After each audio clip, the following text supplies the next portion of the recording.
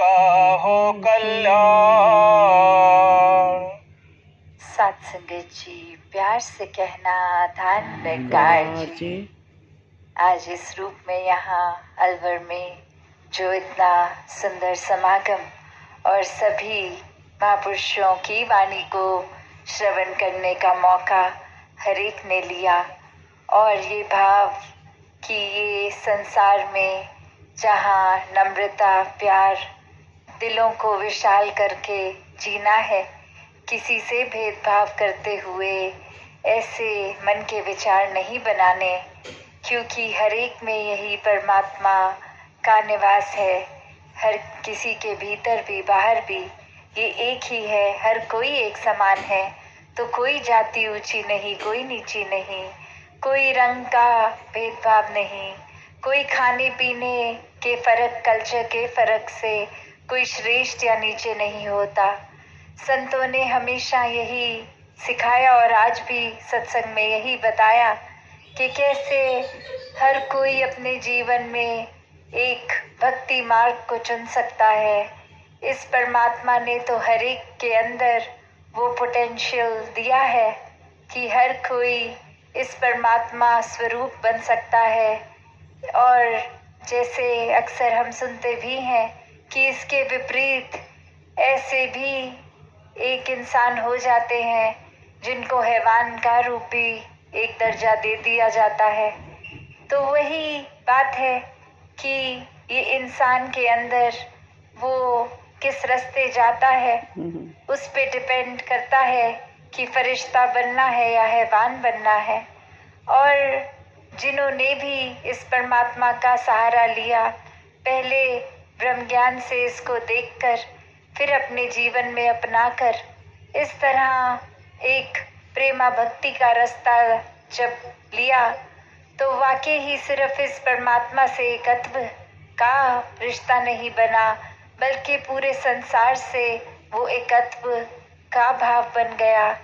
और कैसे फिर अपने जीवन में संतों ने यही अपना जीवन खुद जीकर दिखाया कि हम काम काज पढ़ाई लिखाई कुछ भी कर रहे हैं, वो सारे काम करते करते भक्ति को, उन कामों को भी भक्ति बना सकते हैं। जिस पल में परमात्मा को शामिल कर लिया, वो मन के भाव वाकई ही परमात्मा से मन जुड़ गया, तो हर काम ही जिस पल में परमात्मा शामिल है तो वो भक्ति ही बन जाता है। तो कैसे अपने जीवन को हर पल जिम्मेवारियां निभाते हुए भी घर परिवार समाज की एक भक्ति की जा सकती है। कोई अलग समय निकाल के सिर्फ दिन में कुछ देर, तो फिर तो ये कुछ घंटों के ही भक्त हुए, पर वाकई ही भक्त तो पूरे दिन के लिए, पूरी जिंदगी के लिए भक्त होते हैं। तो एक मन में भी हर एक के वो बात रहे कि कैसे हर एक पल में इस परमात्मा को शामिल करना है। मन का जुड़ाव हर पल परमात्मा से ही बना रहे, और कैसे फिर हर एक से प्यार किया जाए।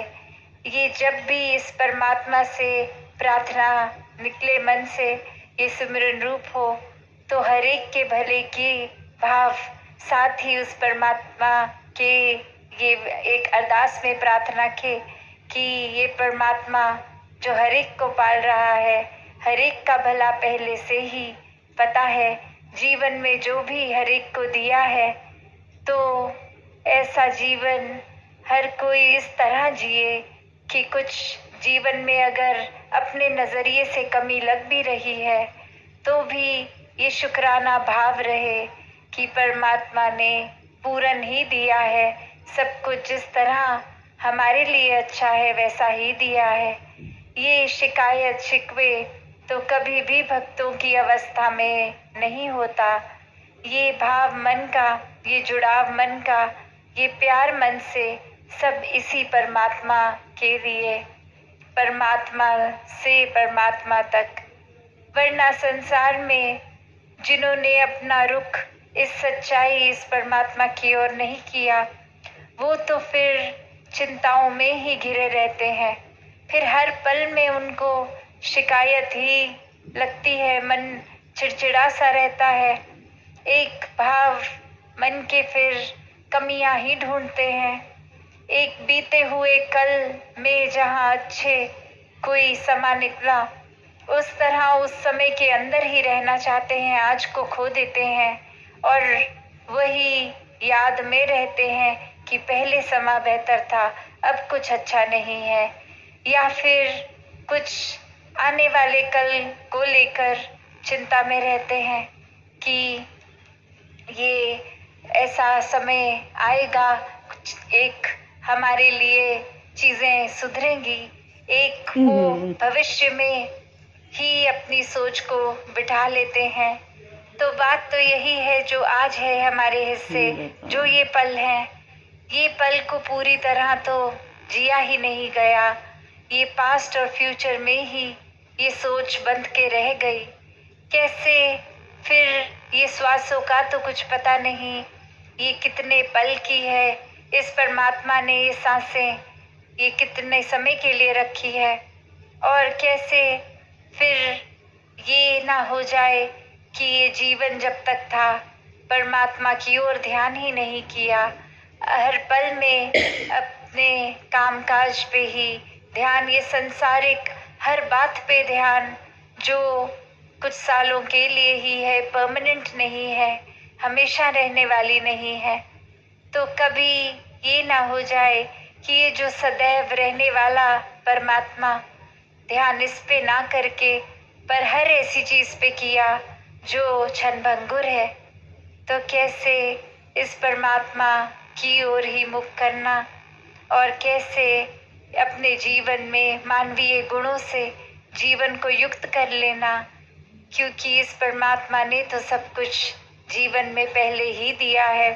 हर एक के अंदर वो भाव आ गए जिस पल परमात्मा आया, और कैसे वो भावों से फिर कुछ समय के लिए ही व्यवहार ठीक रखने लायक जीवन ही नहीं बन के रहता, बल्कि वो आचरण में अच्छाई आती है, क्योंकि ये पता चल जाता है ये सारे मनुष्य के जो गुण है, जो ह्यूमन वैल्यूज, देवीय गुण, ये सब तो एक पहले ही है अंदर, बस उनको जीना शुरू कर देता है। ये रास्ता जो इस रूहान, इस इलाही, इस परमात्मा से आया, वो रूहानियत से इंसानियत में तब्दील होते हुए ये सब गुण अपने आप ही इंसान फिर जीने लगता है।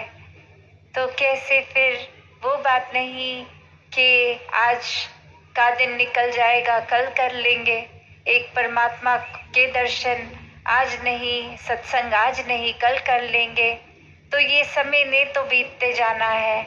और जैसे बहुत ही खूबसूरती से वो शायर ने भी लिखा कि आज वही कल है जिस कल की तुम चिंता कल कर रहे थे। तो कैसे ये एक हर दिन तो आता जाता है, पर उसको पूरी तरह जीना ही भक्ति है। कैसे इस परमात्मा ने जो पल पल हमें दिए हैं जीवन में, उसको किस तरह से उपयोग में लाना है। क्या इस पल मैं किसी की भलाई के लिए सोच रहा हूँ, या किसी को किस तरह नुकसान पहुँचाना है, ऐसे ख्याल दिमाग में चल रहे हैं। हर एक को अपने अंदर झांकना होगा, ये देखना होगा कि ये हमारा मन जब हम खाली बैठते हैं, पहला ख्याल एक पॉजिटिव डायरेक्शन में है या नेगेटिव, क्योंकि जो ख्याल चल पड़ा वो ख्यालों की लड़ी उसी दिशा में रहती है। और वहीं भक्त तो चेतन होते हैं, कहीं गलती से भी ख्याल कुछ नेगेटिविटी पे आ गया, कुछ बुराइयों पे आ गया, तो वहीं उस ख्याल को रोक लेते हैं, वो आगे ये लड़ी कंटिन्यू नहीं होने देते। एक ख्याल से दूसरा ख्याल इस लूप में रहता ही नहीं है। फिर जैसे ही मन में कुछ बुराई आई भी, तो उसी समय सुमिरन करके इस परमात्मा से ये क्षमा मांगते हुए बख्शवाते रूप को। तो ऐसे ही हर कोई अपने जीवन में भक्ति करता जाए, और ये एक उस तरह की अंधविश्वास वाली भक्ति नहीं, ये साक्षात इस परमात्मा को देखकर इसको मन में बसा के फिर प्यार का रिश्ता बना के, ना कि कोई भय से कि परमात्मा का नाम नहीं लेंगे तो जीवन में नुकसान होगा, या परमात्मा का नाम नहीं लिया तो कोई धन दौलत कम हो जाएगी, पर सिर्फ और सिर्फ बिना किसी सौदेबाजी के यही भाव मन का हर एक का कि ये प्यार है परमात्मा से, तो जिनसे प्यार होता है उनका एहसास, तो मन में ये सोच ये ख्याल उन्हीं के इर्द गिर्द हर समय घूमते रहते हैं। चाहे वो कोई भी उम्र के हों, वो भक्त हर समय प्राथमिकता परमात्मा को ही बनाते हैं। तो दासी और समय ना लेके इन्हीं शब्दों से आज्ञा लेगी। सत्संगत जी, धन्यवाद जी।